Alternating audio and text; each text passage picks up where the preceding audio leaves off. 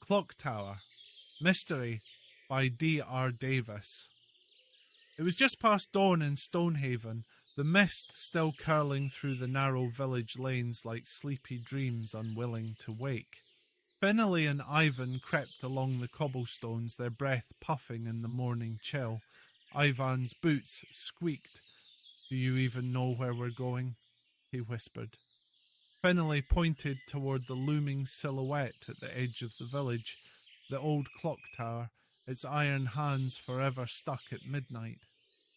"Grumblewick said we'd know when it was time," Finnely replied. "I think it's time." They slipped past the baker's shop, through the orchard path, and up toward Grumblewick Keep. The heavy doors opened before they could knock.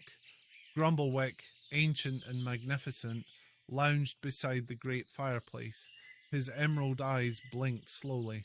"Ah," he rumbled, "just as the bells refused to chime, so too did you refuse to sleep in. A good sign."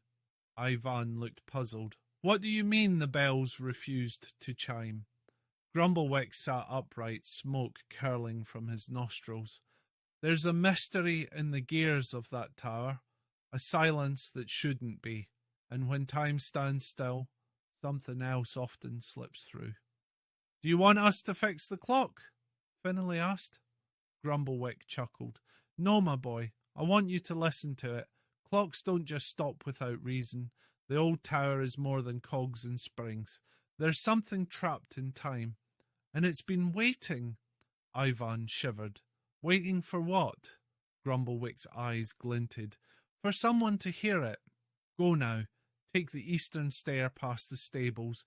It will lead you through the hedge and toward the truth." The boys followed Grumblewick's instructions and found the narrow stair. The path led them through frost-covered vines and forgotten garden stones. Soon the tower rose before them, ancient bricks veined with moss, and the great iron bell still as a sleeping beast. They climbed. Inside, the clock's great pendulum hung motionless, dust motes dancing around it like lazy stars. Suddenly, a click echoed through the silence. They turned. An old woman stood in the shadows, her silver hair pinned back beneath a crooked bonnet. "You shouldn't be here," she hissed. "This place holds the past, and the past should stay buried." Finnely stepped forward. "We were sent by Grumblewick." The woman's eyes narrowed. "The dragon still meddles, does he?" she muttered. "Then you'll need this." She handed them a key, ancient, rusted, but warm to the touch. "Wind the heart," she whispered, "before it winds you." They found the winding mechanism buried beneath a trapdoor in the clock floor. The gears groaned as Finnely turned the key. With each crank, light filled the room. The tower came alive, but so did something else. From behind the gears, a shape began to emerge, a shadow cloaked in fog, its eyes glowing with lost time. Eivan froze. "What is that?" Grumblewick's voice echoed in their minds, though he was nowhere near. "Not all things forgotten wish to be found." Finnely stood tall. "We have to finish winding it. That's the only way to set time right." Eivan grabbed the lever and pulled. The pendulum swung. The bells began to chime. With a roar, the shadow shrieked and shattered into dust.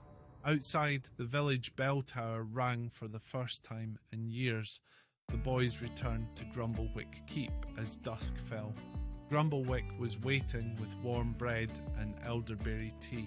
"Well done," he said with a satisfied nod. "You've reminded Stonehaven that time must move forward, even when we're scared to let go." Eivan sat cross-legged by the fire. "That thing in the tower, was it really a ghost?" Grumblewick tilted his head. "Sometimes the past haunts us, but sometimes we haunt the past by refusing to move on." Finnely nodded. "So, what was the lesson?" Grumblewick smiled. "Time is precious, but it must be lived, not locked away, not feared. What matters is how we spend it, with courage, with kindness, and with one another." Eivan yawned and leaned against his brother. Grumblewick's deep chuckle filled the room. "And now, my young adventurers, time for rest. You've earned it."